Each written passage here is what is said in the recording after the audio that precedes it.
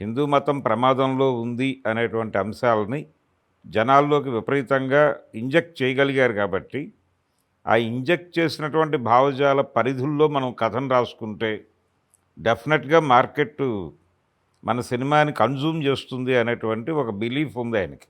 Okay. అది ఇక్కడ work out అయిందంటారా మరి? అది ఆ పరిధుల్లో కథ రాసేసుకున్నాడు ఆయన. అందుకని సనాతన ధర్మము లాంటి డైలాగులన్నీ నడిచినాయి దీనిలో. ఓకే.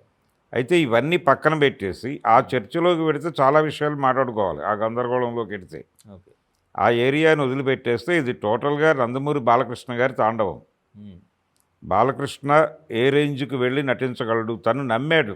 అంటే కథని నమ్మాడు, ఆ సన్నివేశాలని చాలా ఎమోషనల్గా ఫీల్ అయ్యాడు ఆయన పర్సనల్గా.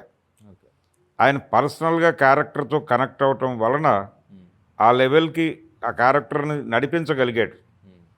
రెండోది, మీకు అఖండాలో కానీ లేకపోతే ఇతర బాలకృష్ణ సినిమాలో మిక్స్డ్ ఎమోషన్స్ ఉంటాయి. ఈ సినిమాలో ఒకటే ఎమోషన్లో వెడుతుంది ఆ క్యారెక్టర్. ఏకసూత్రత అంటారు.